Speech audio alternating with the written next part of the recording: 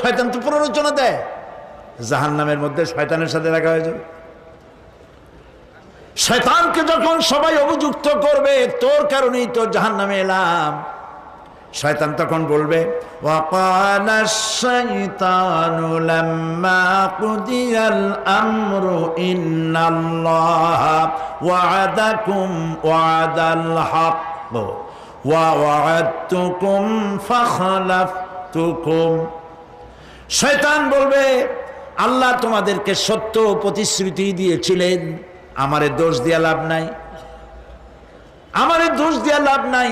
আল্লাহ পাক সত্য ওয়াদা করেছিলেন, তিনি ওয়াদা করেছিলেন তার কথা যদি শোনো, নামাজ যদি আদায় করো, জেনা যদি না করো, মদ জিয়া যদি না খেলো, সুদ ঘুষ যদি না খাও, আল্লাহ জান্নাত দান করবে।